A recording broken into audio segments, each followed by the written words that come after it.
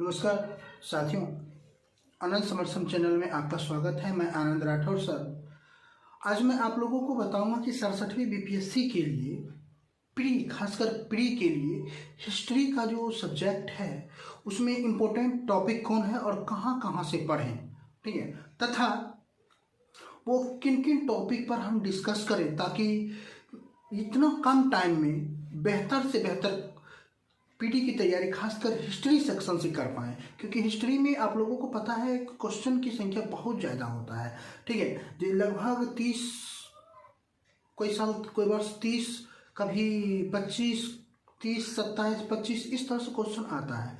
तो क्वेश्चन में हिस्ट्री को जो है 3 सेक्शन में बांट के आता है, ठीक है, प्राचीन, मध्यकालीन, आधुनिक। तो सबसे ज़्यादा क्वेश्चन आता है मॉडर्न हिस्ट्री से, ठीक है। तो प्राचीन और मध्यकालीन को कहाँ कहाँ फोकस करें और मॉडर्न में मूल रूप से कहाँ तक फोकस कर ले ताकि मैं सेफ जोन में हो सकूं, ठीक है। और उसके बाद मैं आप लोगों को बताऊंगा कि 67वीं बीपीएससी के लिए खासकर लुसेंट जो होता है, वो कहा जाता है ना हर मर्ज का एक दवा है। तो लुसेंट किस तरह से एक दवा का काम करता है, ठीक है, और किस तरह से इतने कम टाइम में लुसेंट को क्लियर करके हम बीपीएससी पीटी क्रैक कर सके।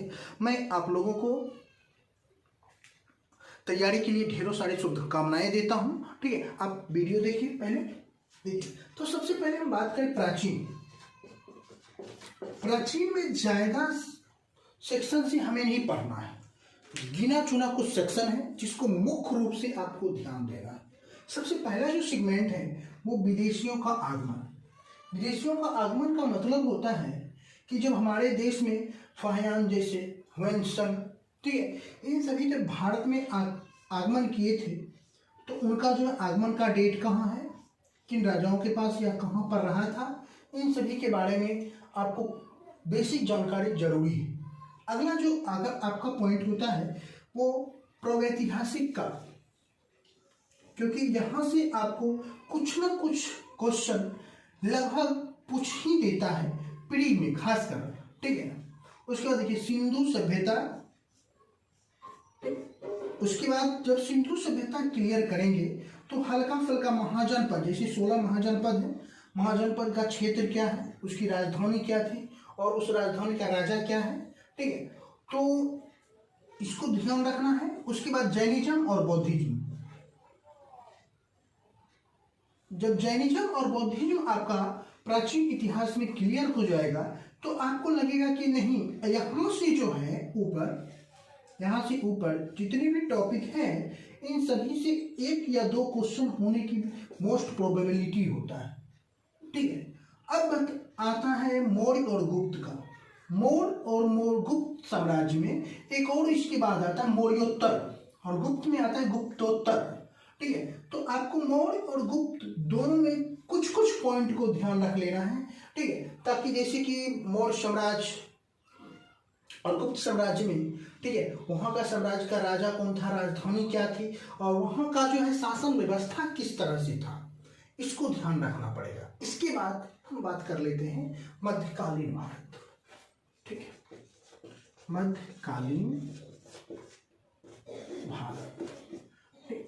तो मध्यकालीन भारत में ज्यादा नहीं देखना है, बस गिना चुना पॉइंट है, जैसे कि गजनी सल्तनत काल, भक्ति आंदोलन में कुछ कुछ और मुगल साम्राज्य। इतना ही पढ़ेंगे तो हम मॉडर्न में एंट्री कर जाएंगे, ठीक है। तो गजनी साम्राज्य को हम लोग पढ़ेंगे।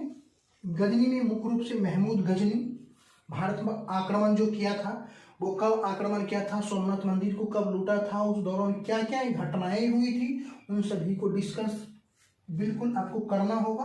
सल्तनत काल में बहुत सारे राजाओं थे, उन सभी में से मुख्य रूप से आपको गुलाम वंश, खिलजी वंश, तुगलक वंश और लोदी वंश, ठीक, कहाँ से कहाँ तक इसका साम्राज्य था, कौन कहाँ तक राजधानी बनाया, ठीक है, कब से कब तक इन्होंने शासन किया, ठीक, और उसकी शासन व्यवस्था कैसी थी, उनको ध्यान रखना पड़ेगा।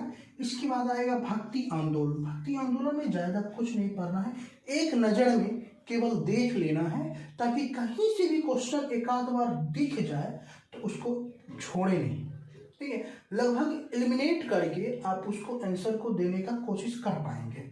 इसके बाद आता है मुगल साम्राज्य। मुगल साम्राज्य में मुख्य रूप से आपको बाबर पढ़ लेना है, हुमायूं, अकबर, जहांगीर और औरंगजेब। कहाँ से कहाँ तक साम्राज्य किसके समय में था, पहला नंबर। दूसरा सेगमेंट, कब से कब तक किसने शासन किया। तीसरा सेगमेंट, कि उस दौरान महत्वपूर्ण कौन कौन सी घटनाएं घटी। चौथा सेगमेंट, ठीक है, कि उनका कार्यकाल की शासन व्यवस्था कैसी थी।